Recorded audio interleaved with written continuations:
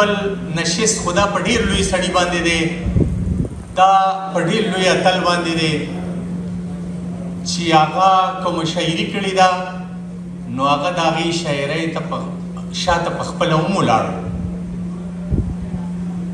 اجمل بابا باندې. نو د هغې په سلسله کې چې د هغې څوک صدارت کوي زموږ سره ناست دی، زموږ مشر دی، استاذ دی. نو زه به خواست وکړم اول د ټولو نه لومبی استاذ میمري شفق صاحب ته، مشتاق الرحمن شفق صاحب ته چې راشي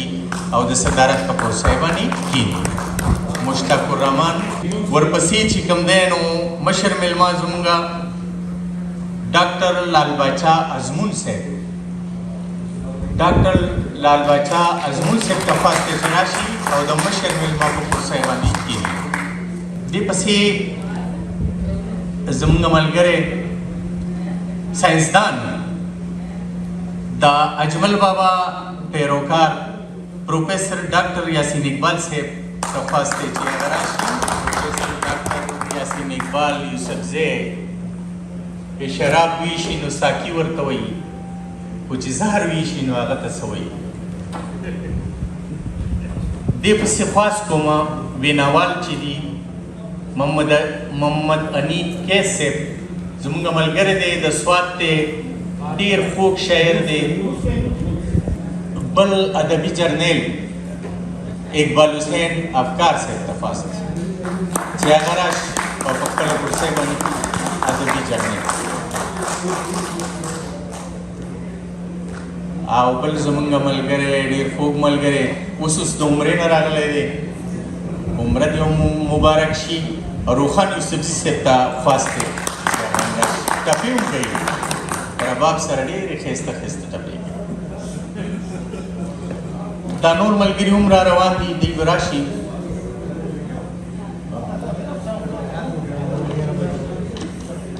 ورونو اجمل بابا محمد اجمل خان خټک صاحب هغه په خپله وایي زه ماشوم وم د خوشحال بابا قبر ته د مور سره تللی وم، په لارې باندې را روان وم، ما شعرونه وې، د شعرونو سره دیپ او کاپیه نه وزن بحر نه و، خو ما په خپل آواز باندې هغه داسې زمزمه کول چې د هغې نه شعرونه جوړېدل. زما مور اورېدل، زما مور وې ډېره زیاته خوشحالېده. نو وې زه ماشوم وم او ما وی چې زه به د بابا دا قبر داسې جوړوم څنګه چې د کاکا صاحب رحمت الله علیه قبر جوړ شوی دی. وی دا زما ارمان. اجمل بابا د وخت نه موږ بیا بزم ادب جوړ کړو په اکوړي کې او هغه بزم ادب خور شو تر انډیا پورې، افغانستان پورې، هم پورې کالاډاکا پورې، داسې سوات ملکنډ ته وی خور شو. 8 کتابونه وی مونږه په هغې کې چاپ کړي وو. د هغه وخت نه اجمل بابا ادبي کار او زیار شروع کړی دی او تر مرګه پورې که قاضي شي، که ملا شي، که غټ خان شي، ورو رئیس نه یې کار څه د خپل ځان شي، که زما منې نو هر سهار ستې خودار څه ناول که ته انسان شي. زه به خواست وکړم د ټولو نه مخکې روخان یوسفزي ته، د اجمل بابا سره ډېر نږدې پاتې شوی دی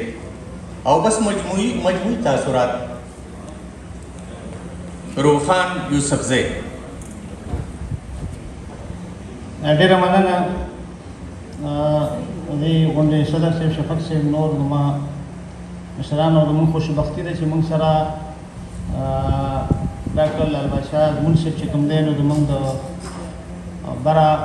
وطن د پښتون افغانستان څخه راغلی دی او دوی موږ سره په دې نشست کې شریک شول. نو داسې زموږ هغه د لر او بر د پښتو ژبې او ادب حوالې سره یو دغه برابر شو، ټولو اړخ ورته په خیرالي وایو. داسې ده چې اجمل صاحب یقینا عزیزم خبره وکړه او د هغوی په شاعرۍ، د هغوی په نثر، په افسانو او خاص کر دا زه پاګل وم. نو داسې به زما په خیال څوک نه وي چې د اجمل صاحب د شاعرۍ نه، د هغوی د فکر نه، د هغوی د فن نه، د هغوی د دغه نه به واقف نه وي. هغه ما ته ووایي چې کله زما خلاف پولیس چاپی شروع کړي او یو ځل زه یې راونیوم پولیس او بیا ما ته وایي چې ستا کتابونه یا ستا لیکل چېرته دي نو ما ورته چې نشته او بانې شانې مې ونه کولو خو بهرحال کور ته یې راوستم روان دی یو خو زما هغه ټوله شاعري چې کوم څه لیکلو نو هغه یې په دغه کې وسوځوله او بیا یې زما پړوان دی زما د سترګو دړوان دی زما مور د وروستو د ویښتو نه راونیوه او کټ کې ناسته وه د کټ نه ښکته راوویشته او هغه یې داسې په ځمکه راښکه دا یو واقعه اجمل صاحب وي چې دا زما او هغه ساعت هم هغه غري ونیولی شو او سترګو کې اوښکې راغلې دا هغه څو خبرې تاسو سره شریکول غواړم چې هغه شاید ډېرو ملګرو هغه مرکه نه وي لوستي نو خو د اجمل صاحب په ژوند او دغه باندې بلا کتابونه لیکلي شوي دي د هغې بله پوښتنه چې ما دا کړې وه چې یاره ستاسو مجموعي دغه څه دی نو هغه ما ته وایي چې زما په فکر کې زما د فکر په وده کې یا زما په ذهني انقلاب راوستو کې هغه د کارل مارکس زما په سوچ او فکر کې چې کوم دی نو یو بدلون راوستی دی زما وینه کې چې کوم دی نو دا خوشحال خان دی زما په وینه کې خوشحال ګډ دی زما په فکر کې کارل مارکس او زما تربیت چې چا کړی دی زما په تربیت کې چې کوم دی نو دا بادشاه خان دا درې شخصیتونه هغه ما ته یاد کړو بل ستاسو د ملګرو دغه دپاره ما دې دا پوښتنه بیا وکړه چې ته ما ته په اردو او پښتو کې داسې یو شاعر ادیب وښایې یو کس به راته وایې چې ته د هغه ټولې حوالې معتبرې ګڼې یو کس به یادوي ما پې دا پابندي ولګوله نو هغه داسې یو ساس سوچ کولو مسکی شو دغه شو نو بیا هغه ما ته وایي چې کلندر مومن زه د کلندر مومن ټولې حوالې معتبرې ګڼم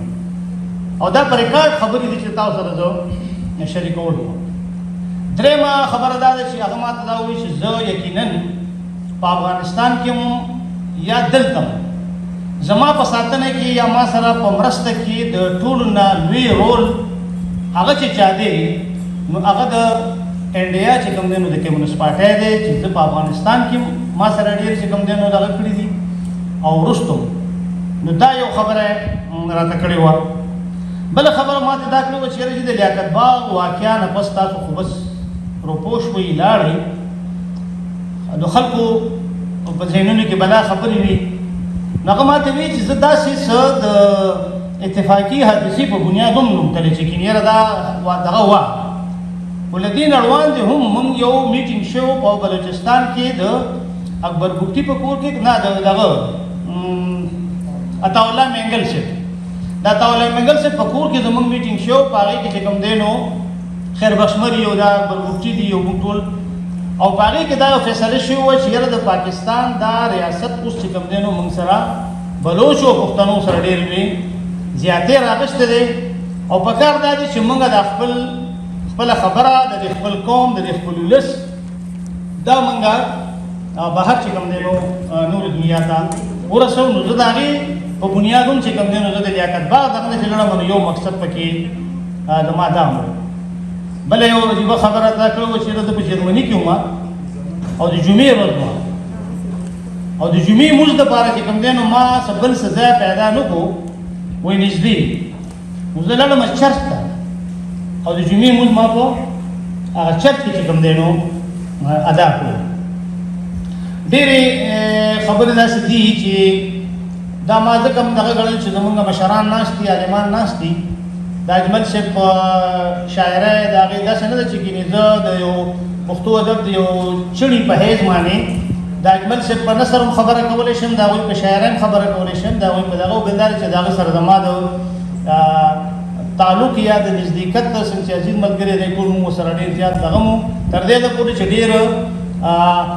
ازادانه غونې ماحول کې موږ سره خبرې کولې د دغه متعلق ما سره خبره وکړه چې دا زما نه لږ دغه سینیر و په پېښور سکول کې چې زه وم راج کپور نو راج کپور چې کوم دی نو دی به دی خپلو همزولو هلکانو چې کوم دی نو ډېر زیات فیمس او ښکلی و وایي دی به هلکانو دغه چې کوم دی نو ډېر زیات تنګولو نو زه به چې کوم دی نو د هغې خلاف د هلکانو ما زه بلکل د دغه یو ډېر ښه کھلاړي وم د فوټبال او په خپل دغه کې او د هغې خلاف به زه چې کوم دی دغه شم एकदम لکه هیرو شوی وم په هغه سکول کې لکه دغه ولې وی د هغه پلار چې کوم وو پرتویراج وی هغه په دې وجه زما سره ډېره زیاته مینه او دغه به ساتلو ځکه چې ما به د راج کپور چې کوم دی نو دغه خیال ساتلو. نو بهرحال داسې ډېر واقعات چې هغه دا ما خبرې تاسو سره شریکول ځکه ګڼل چې زه پوهېږم چې زما هغه مرکه به ډېرو کمو ملګرو به لوستي وي او هغه انشاءالله که ژوند چېرته طاقت مو شو نو که کتاب مو چاپ کړو هغه مرکه پکې شامله ده اردو کې ده. خو دا هغه خبرې وې چې د اجمل صاحب متعلق